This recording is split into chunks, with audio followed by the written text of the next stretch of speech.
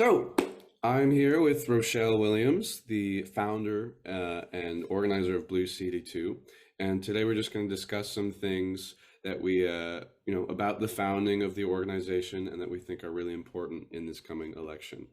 So, Rochelle, I wanted to start with just talking about Blue CD2 and specifically why did you start it and what was the kind of motivation behind that? So after the 2016 election, I was really horrified and outraged and all that, and began to be more politically active. And I looked for ways that I could contribute. So I started writing postcards with these various organizations, postcards to voters and Vote Forward. And then in 2018, we elected Xochitl Torres Small, a highly qualified, highly competent representative in this district. In 2020, she lost her reelection bid to Yvette Harrell. And that made me so angry and horrified and outraged.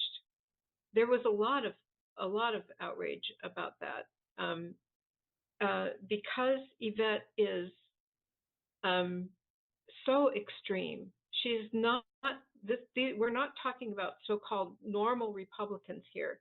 This is extremism on steroids, and I wasn't even aware fully of how extreme she was. But what it goes to for me is this is a deeply personal mission, and I come from a military family. My father was uh, an Air Force pilot for his entire career. He was a combat pilot in World War II, Korea, and had orders for Vietnam, but two of his sons were already serving there, and so he did not go to Vietnam. Mhm. But his life was about protecting these ideals. You know, this is a country based on ideas and ideals, and he devoted his life quite literally to protecting these ideals. And and so we had this. We weren't a typical military family at all, but we had this deep sense of devotion to duty. And both of my eldest brothers served in Vietnam, and a nephew is a Navy SEAL, or was a Navy SEAL. And they all came home with both visible and invisible scars, the human consequences of war. And yet they took this commitment seriously, and they really laid their lives on the line. And one of them actually gave his life. And I thought, you know, this is the very least I can do, the very least I can do to honor their commitment. So when I say it's a deeply personal mission for me, that's what I mean. How this came about was I was just kind of looking on Facebook one day, and I saw someone in an indivisible group in Las Cruces had posted historical voting information about this district on Facebook. And I kind of studied it, and it was like a light went off in my head. I thought, this does not need to be a red district. There are plenty of Democrats here. Hmm. And it's true. It does not need to be a red district. It has been in Republican hands. The last Democrat to hold this district for multiple terms was in the 1970s. And since then, it has been in Republican hands except 3 times, 3 one-term Democrats. Yeah, so obviously this is a very personal mission for you, as you said, and there's a big priority here with understanding why it is so important to have this district be blue, right? As you said, it's been in Republican hands for a vast majority of it. But I wanted to talk about, I feel like a lot of people, when they're thinking about politics, only really think about it as on a national level, right? So especially right now, with Kamala Harris campaigning after Joe Biden stepped out, I feel like a lot of the attention is on that national stage right now. But I want to talk to you about what Blue CD2 is doing for these more local focused political elections, and why is that so important? Why is it so important for everyone to kind of be not only aware of the national politics going on in Washington, but also of, what's happening in their state, in their neighborhood, and really focused on every level of government. Why do you think that is so important? So all politics is local, and first I want to clarify that this is a national race. This is a Mm, race for a national House congressional seat. So it's classified as a national race. It's mm, not uh, it's not a state level race, mm, and that's why we formed a federal PAC to do this work, because that's what you have to support a national candidate. We do have a state PAC as well, and we operated out of our state PAC until Gabe declared his candidacy, and then we formed the federal PAC in order to do this work of supporting his candidacy and his election and now his reelection. mm, But that state PAC is just lying there dormant, and it, to me, has the most potential to have a long-lasting impact on this district and to turn it blue. I like to say for good. mm, I mean for good, like long term, and also for the good of all of us. mm, And because uh, so many decisions that impact our everyday lives get made at the local district, your county commissioner, your city commission, your state house and senate representatives. They're deciding things about how money gets distributed, what projects are supported. People want good schools, good roads, good jobs. That's what government is for, and that's what government is good at doing.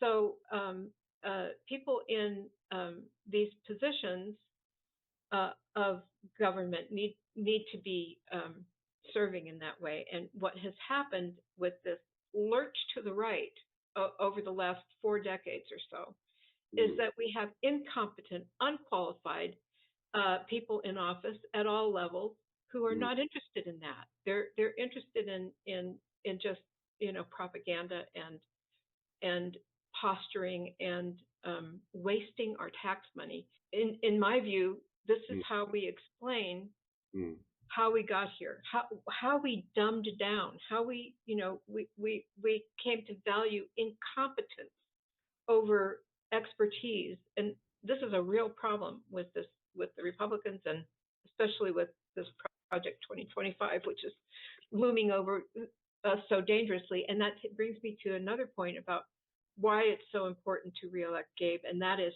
his vote in Congress.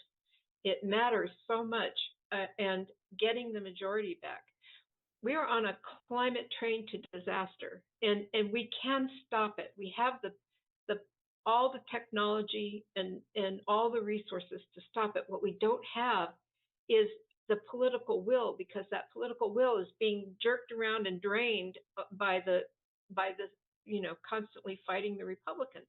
If we get a trifecta, that means a majority in the House, a majority in the Senate, and the White House, which we had after Joe Biden was elected. We had a trifecta for 2 years and did amazing things, passed the American Rescue Plan Act, which really is responsible for how this economy has recovered better than any other economy in the world from COVID because of the American Rescue Plan Act.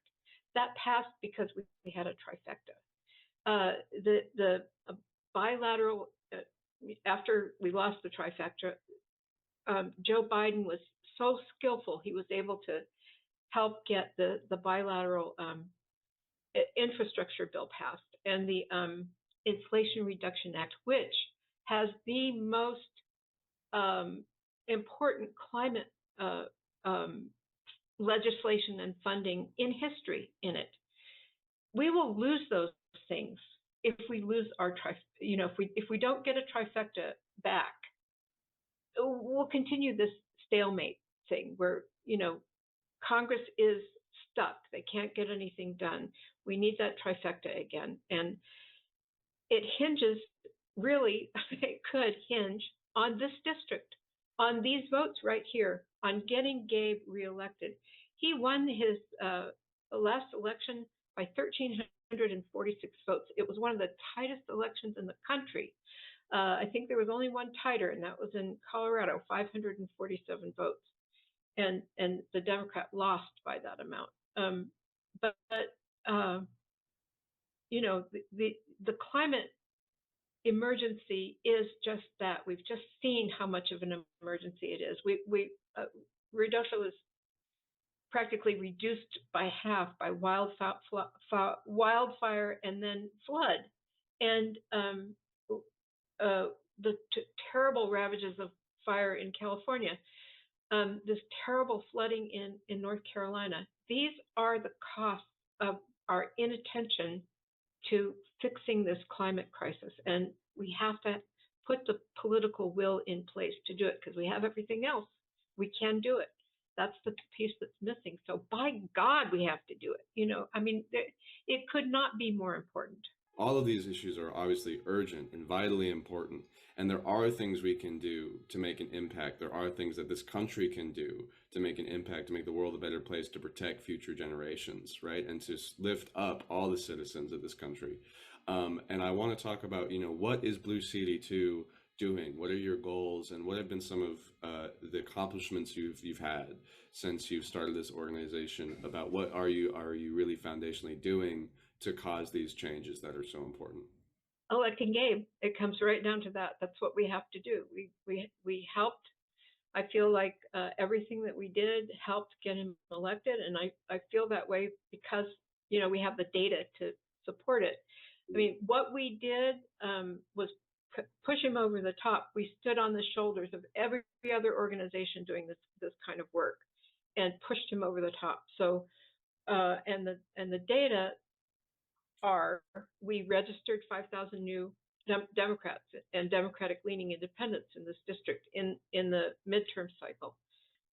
We sent to a list of first 60,000 people that we had identified as registered Democrats and Democratic-leaning independents who didn't vote in the last two elections.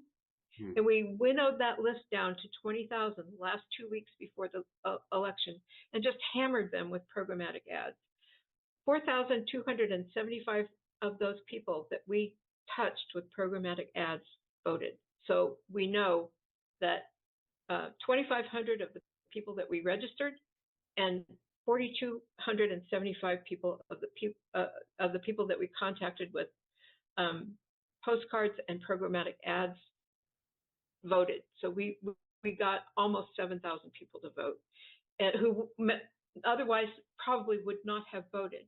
And Gabe won by 1,346 votes. And that's why we feel like, oh, that really worked. Let's do it again. Getting people to vote who may not have voted makes real change in these congressional elections, which then makes real change in Congress and can lead to the trifecta, as you're talking, which makes real change in the country and by extension the world. So it's really, I think it's really admirable what this organization, what you have done, because this is what politicians talk about all the time, is grassroots organizations of, you know, everyday people, of the middle class, of people who are working in America, trying to make a life for themselves, seeing this situation, you know, in the world, in the country, and deciding that they want to make a change. And that's what's so beautiful about this country and democracy, is that we can make that happen. So on that note, for anyone watching this who has been inspired by your words and your mission and the mission of this organization, what can they do to contribute? Where can they find this information? I know for myself, as a younger person, I feel like a lot of people in my generation who are just starting to vote or haven't voted before want to know about how to register, where they can get access to that. And so what are the steps that Blue CD2 has outlined, and what are the resources that there is for people who want to contribute to this grassroots change? We have tons of information on the website, bluecd2nm.com, and we have a voter registration page. It tells you all about, it answers every question you might have about whether you are eligible to register to vote, how to register to vote, and then we have the voter page, which tells you all about this upcoming election, when and where to vote, and then there's the Blue Voter Guide, which is just a tremendous thing. We're helping to, it's a Field Team 6 project. We're helping to populate the Blue Voter Guide for our district. The Blue Voter Guide will tell you, the first time you look at a ballot, it can be frightening because you might know who you're voting for president. You might even know who you're voting for Congress. But then there's so many other things on that ballot, or there can be. There can be local races. There can be school board races sometimes. There can be ballot initiatives. Like I think there are 10 states in this election that have abortion access ballot initiatives on the ballot in this election. There can be judge elections, municipal elections, all these things that you're not prepared for. You can get, once you're registered to vote, you can get a sample ballot and inform yourself about what you're going to see on your ballot when you go in the ballot box or when you get your mail-in ballot. And the Blue Voter Guide it has all the information that you need about all those other things that are going to show up on your ballot, who the judges are, who has endorsed each of these candidates. It's really focusing on endorsements because that tells you a lot about who they are, what their policies are, and so on. And a lot of these positions are nonpartisan. They're not listed by Republican or Democrat. They're nonpartisan positions. So how can you know about what the values are, what the platform is of this person, unless you know who endorsed them? So that's what the Blue Voter Guide does. It supplies all that information. You put your zip code in, and it will build your ballot for you, and then you can study it and make your decisions about who you're going to vote for. And I just want to say this for people who have not voted yet, or maybe ever, maybe first-time voters or reluctant voters, it's okay to skip something if you don't know about this candidate. You can skip. You don't have to fill out your ballot completely. We'd love for you to. I mean, it's important to do as much as you can. But if there's somebody you really can't make a decision about, just skip it and go on to the next one. Fear of the ballot keeps people from voting, and we're really trying hard to address that problem. When I had my company, I ran a company in Albuquerque, and I had quite a few young people working for me, and discovered that a number of them were registered to vote, but hadn't voted because of these fears. Like they thought they didn't know enough. They didn't know what a ballot looked like. They were afraid to vote, and we really have to address that problem. So that's also on the website. Please go to the website. I do want to mention the crew, the people who make Blue CD2 run, and we have over 400 postcard volunteers across the state and across the country. We have a postcard team in Maine, but we are organized and governed by a small group of dedicated volunteers. We're an all-volunteer organization. All of these people are retired professionals who have brought their lifelong skills in whatever arena they worked in to this process. So we have professional graphics, data people, designers, marketing, and it's really remarkable. We make decisions by consensus because that was really important to me going into this, is to have a non-hierarchical organizational structure. So we make decisions together as a group, and we vote on everything. We're run by a steering committee of between 8 and 12 people.